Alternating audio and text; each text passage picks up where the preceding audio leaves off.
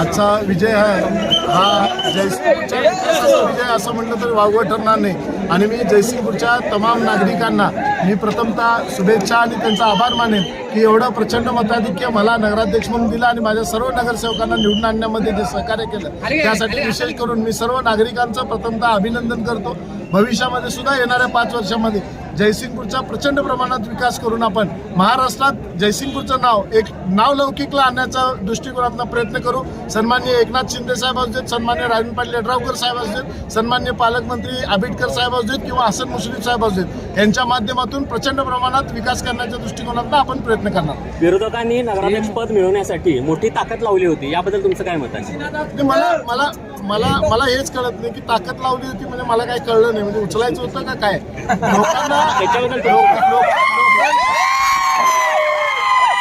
लोकांच्या मध्ये जाऊन लोकांसाठी काम करायला लागतंय. 5 वर्षांनी एकदा येऊन त्या पावसाळ्यातल्या छत्र्या उगवल्यासारखं 5 वर्षांनी एकदा येऊन जयसिंगपूरची नगरी ही एक शाहू महाराजांनी वसवलेली आणि अतिशय म्हणजे दृष्टी असलेली नगरी आहे. आणि या नगरीमध्ये थोड्या वेळासाठी येणारे पाहुणे कोण आहेत ते नगरीला प्रचंड माहिती आहे आणि त्याच पद्धतीने त्यांना एकदा फसले होते म्हणून काही प्रत्येक वेळी फसणार नाही. आणि त्याचं आज उत्तर या 5 वर्षाच्या इलेक्शन नंतर निश्चितपणे लोकांनी दिलं. निवडणुकीच्या प्रचारावेळी माजी खासदार राजू शेट्टी म्हणाले की यड्रावकर जनतेतून निवडून येत नाहीत, यावेळी आमची सत्ता येणार, आमच्या नगरपालिकेत सत्ता येणार असे राजू शेट्टींनी वक्तव्य केलं होतं. त्याबद्दल आपलं काय मत आहे? ज्यांनी परंपरा पडायची गेल्या 10 वर्षामध्ये ठेवली आहे, त्याच्या अगोदरचा काळ वेगळा होता, पण त्याच्यानंतरच्या या 10 वर्षा काळामध्ये नेहमी त्यांना पराभव सहन करायला लागतोय. आणि त्यांनी आम्हाला 2019 झाली, 2024 झाली आणि आता 2025 झाली. ह्याच्याबद्दल निवडण्याबद्दल त्यांनी आता बोलायचं बंद करावं असं माझं प्रामाणिकपणे मतदारांना मी एवढंच आवाहन करेन की जयसिंगपूरच्या या विकासामध्ये आपला खूप मोठा योगदान मला येणाऱ्या 5 वर्षामध्ये मला आणि माझ्या सर्व नगरसेवकांना लागणार आहे. आणि निश्चितपणे आपल्याशी सगळ्यांशी म्हणजे प्रत्येक नागरिकाशी प्रत्येक प्रभागामध्ये त्याची चर्चा करून त्यांना काय जे हवं आहे ते नगरीला देण्याचा निश्चितपणे येणाऱ्या 5 वर्षामध्ये आम्ही प्रयत्न करू.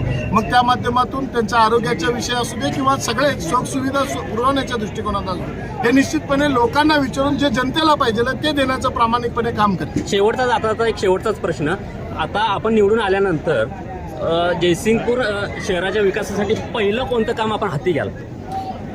खूपशी कामं आहेत. पहिले रोडचं आपल्याला चांगल्या पद्धतीने रस्ते डेव्हलप करायचे आणि लोकांना एवढा प्रचंड प्रमाणात विश्वास होता की विरोधकांनी रस्त्याचा खूप मोठा विषय करायचा प्रयत्न केला, पण निश्चितपणे लोकांनीच त्यांना उत्तर दिले की अंडरग्राऊंड आणि हे सगळे पाईपलाईनचे काम चालू आहेत. आणि निश्चितपणे यड्रावकर साहेबांच्या माध्यमातून आत्ता परवाच ज्यावेळी इलेक्शन झाल्यानंतर मतदान झाल्यानंतर मागच्या अधिवेशनमध्ये सन्माननीय आमचे उपमुख्यमंत्री एकनाथ शिंदे साहेबांनी 25 कोटी रुपये हे फक्त जयसिंगपूरच्या रोडसाठी दिलेले आहेत. आणि आपल्याकडे दोन्ही टेंडरमधले जवळजवळ 27 कोटी असे जवळजवळ 55 कोटी रुपये नुसतं रस्त्यांसाठी आहेत. त्यामुळं उद्यापासून आज आचारसंहिता संपल्यानंतर उद्यापासून सगळ्या रोडची कामं पहिला चालू होतील.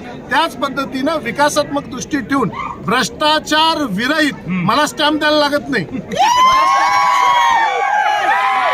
यड्रावकरांचा शब्दच ह्या स्टॅम्पच्या पेक्षा चांगल्या पद्धतीनं मांडला जातो या गावात. ते गावानं सुद्धा दाखवून दिले.